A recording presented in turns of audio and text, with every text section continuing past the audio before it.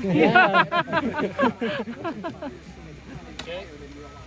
Yeah, it is about 2:30. So we're getting ready. We'll talk about these muskets, and then an hour later at 3:30 we'll do a cannon talk and a cannon firing as well.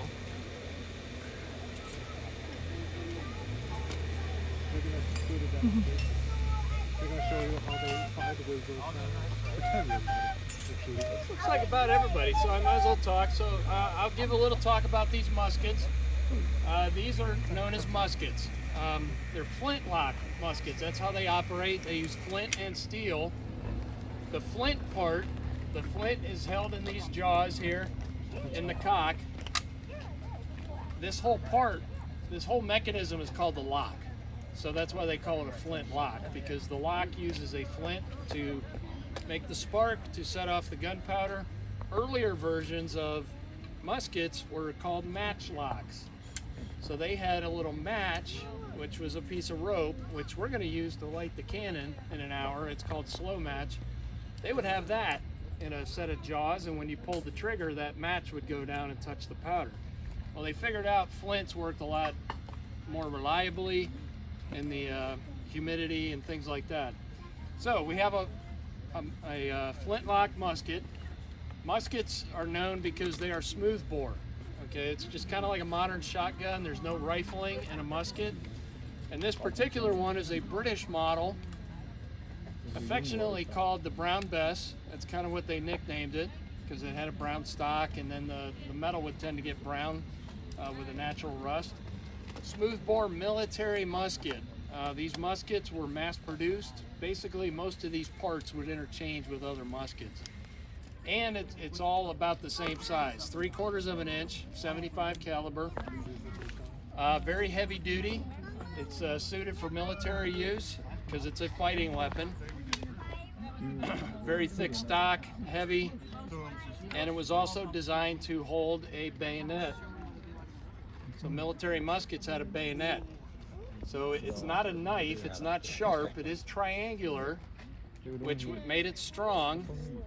And interesting historical note, the Geneva Convention does not allow triangular bayonets anymore, because when you get stabbed with a triangular bayonet, the wound it causes is very hard to stitch up and heal.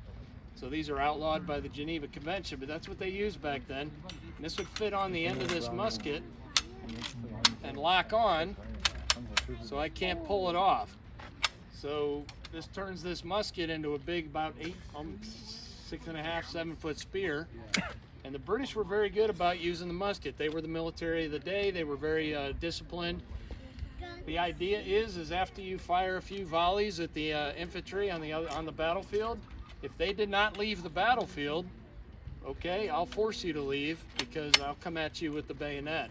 So a few volleys of musket fire, if no one left the battlefield and gave up, they're going to come at you with bayonets, and then you would tend to leave the battlefield. So the British were very good at that. I forgot to mention that this bayonet is a socket bayonet. It fits on the outside of the barrel, and it's offset from the muzzle. So I can continue to load and fire this musket while the bayonet is on.